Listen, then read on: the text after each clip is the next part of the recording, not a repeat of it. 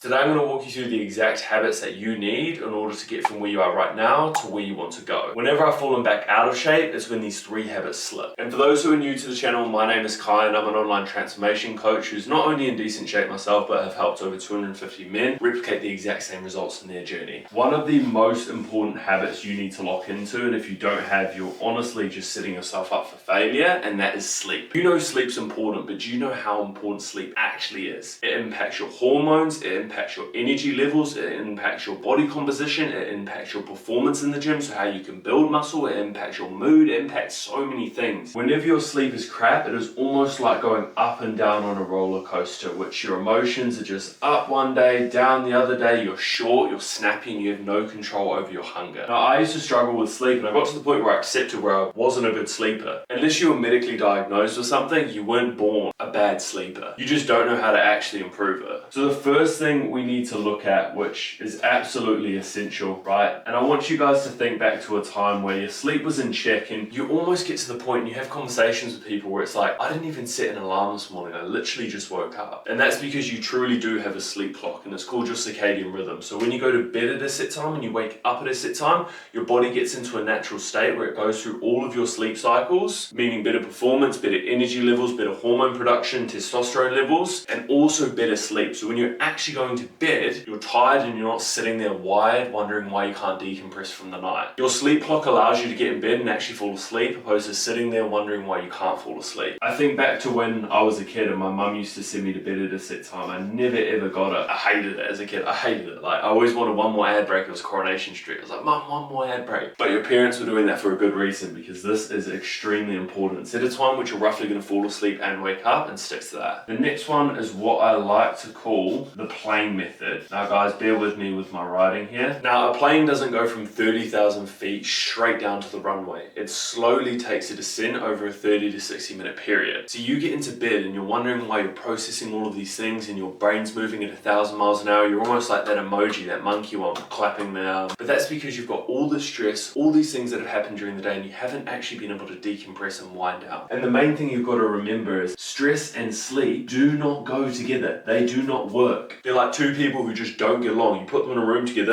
they're going to fight it out. So you've actually got to put a 30 to 60 minute buffer where you start winding down for the night. This might look like firstly hopping in the shower, then bringing the lights down, and then putting your phone on charge and setting your alarm for the next day. Putting on the TV, something boring. As you start to slowly get more tired, turning the TV off and gradually falling asleep. Whatever that evening routine looks like, you've got to find that, because if you don't, you're just going to keep crash landing, your sleep's going to be crap, you're going to be wondering why, you're crashing in the afternoons, you've got the short temper, and sometimes you snap on people. It's because you sleep. And the final one on sleep before we move on to some really, really important things is protect that buffer. That is a non-negotiable. That's for you. Like, put that time for yourself and no one can get in the way of that. Obviously life happens, but make sure you protect that 30 to 60 minute buffer.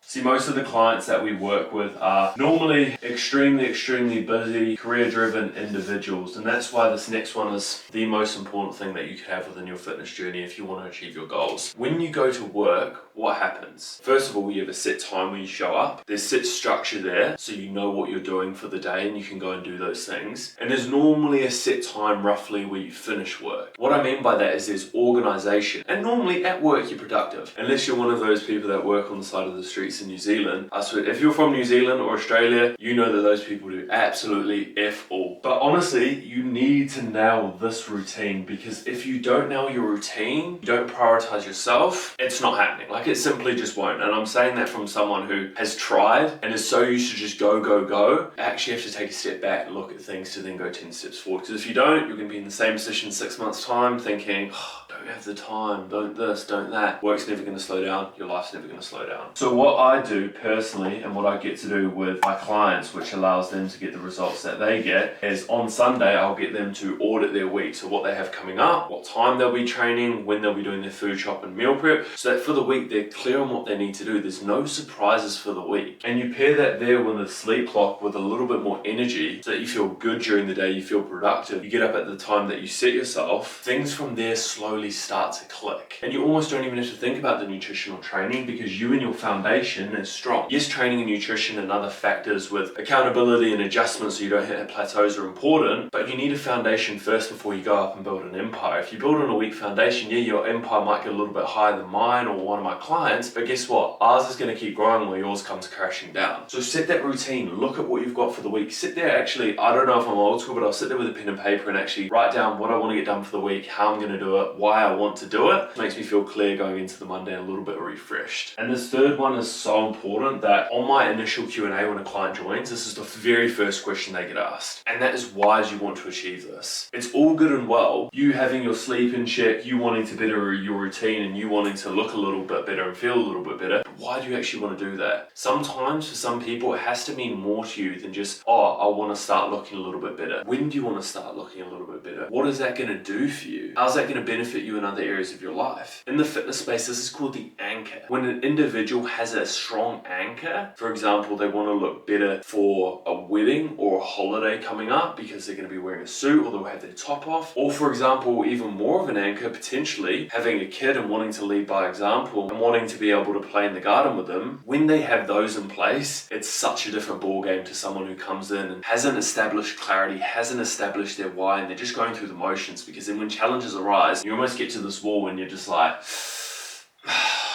I'll just stay here, I'll go backwards, when you actually have to navigate around that, go over it and run through it. So just take some time, especially even on your Sundays, to set out your routine, set out what's coming for the week, why you want to achieve what you want to achieve, and just even that little bit of reflection goes such a long way. For example, myself, at the moment, in the past, I've competed for bodybuilding shows, back-to-back years where I play second. We wish we got that goal, but we keep moving. But that was such a huge why for me because I knew I was going to literally be on stage with my top off in front of people I've never seen before. So I wanted to look good. But now I don't have my bodybuilder, I'm no longer competing. And I had to establish my why because I lost that for about 6 months because my sole focus was bodybuilding, and that's when I fell out of shape. And in the past 4 weeks, I've gone from looking like this to looking like this because I established that why back at the start of those 4 weeks. At the moment, I'm working just towards Sydney. I want to look a little bit better at the beach. Yeah, it might not be as deep as someone who's got a kid and wants to be healthy and be able to play with them, but for me, it keeps me accountable and pushing forward. So off the back of this video, look at set sleep times and the buffer, set the routine on a Sunday, reflect on your why, guys, and do the foundational things. We live in a world where social media is going to push all this crap and all this magic training plan, nutrition plan, guys. Focus on the fundamentals first and that foundation and look to build up from there. Appreciate you watching. Peace.